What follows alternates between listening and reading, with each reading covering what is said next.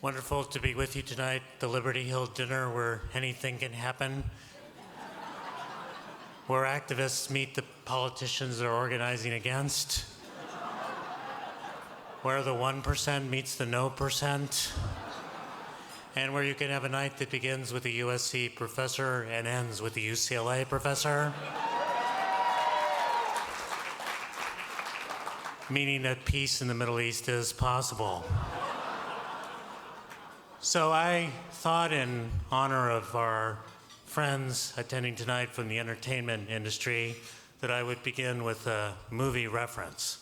Not to recent progressive favorites such as Selma or 12 Years a Slave, but rather to that pioneering piece of cinematography, Forrest Gump.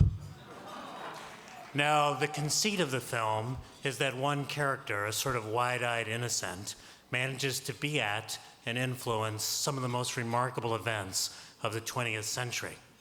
Now, you may guess where I'm going with this, but let me first say I'm not going to stretch the analogy too far. After all, Forrest Gump turns out to be a favorite of conservatives, and that is not a good thing. And second, some of you may remember that Forrest Gump wore those really ugly plaid shirts, really ugly. They're now being brought back into fashion by hipsters on the East Side, but go figure.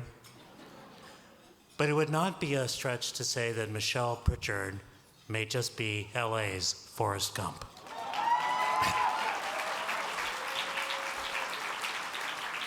That is, present at and influencing some of the key turning points in our local social movement history. You have your doubts? Hear me out.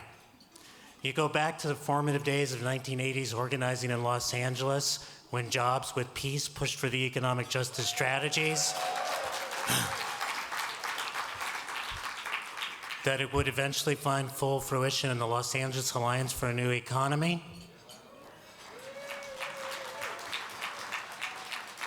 And who do you find? Michele Prichard. You go back to the experimental funding that propelled so many groups in the wake of the LA civil unrest, that allowed the bus riders union to take on transit racism, that allowed immigrant rights groups to find their footing, and who do you find? Michele Prichard. And you even go to more recent efforts like California Calls to mobilize new and occasional voters, to fight for budget sanity and educational improvement, mostly by raising taxes on people in this room. And who do you find? Michele Prichard.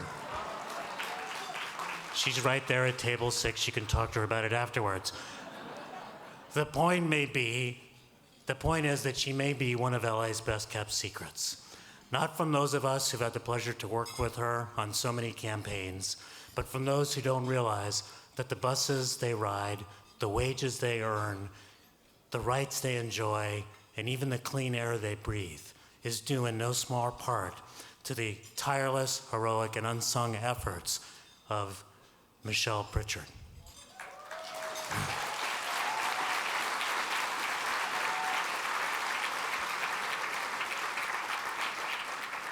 I first met Michele when she came to my office with an organizer to suggest that we could work together to address environmental disparities in Los Angeles.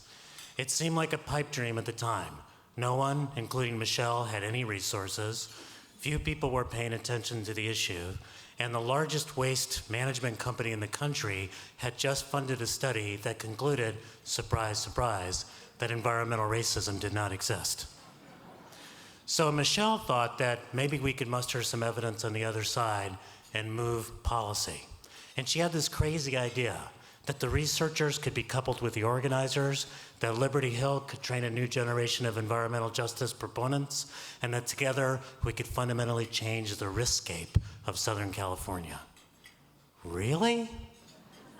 But within a few short years, she had raised millions of dollars, worked with others to train and connect that new generation of leaders, and helped to reverse a rule permitting cancer-causing plants in low-income communities.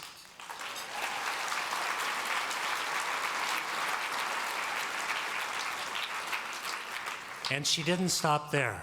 She's worked with communities to create a Clean Up, Green Up campaign aimed at improving. Those are my people. aimed at improving conditions in LA's most environmentally exposed and socially vulnerable communities. And she's now working to ensure that the cap and trade dollars targeted for our most vulnerable communities actually go to our most vulnerable communities.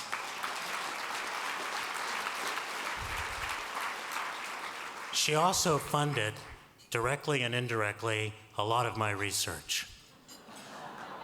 So Michele, I want to thank you personally for all those academic articles read by nearly 2 people, and yet so instrumental to my various promotions. Thank you very much. So, in any case, this is exactly the work and style of Liberty Hill. Understanding that it is community that inspires and philanthropy that conspires. Liberty Hill has stayed in the background while seeding so many efforts that have helped to make Los Angeles a better place. By honoring Michele, we also honor the foundation that she once directed and typically stepped away from to make room for new leadership. And like her own unceasing efforts, Liberty Hill's first 40 years is just the beginning of our region's struggle for social justice. And the next 40 will require all our commitment. And they also wanted me to mention a lot of your money. So, back to Forrest Gump. The movie is filled with many sayings that have lasted over time. One of the most famous, "Stupid is as stupid does." It's a pretty good description of much of our national politics, but that's a topic for another night. For tonight, let's just say that our very own Michele deserves a different saying. Justice is as justice does.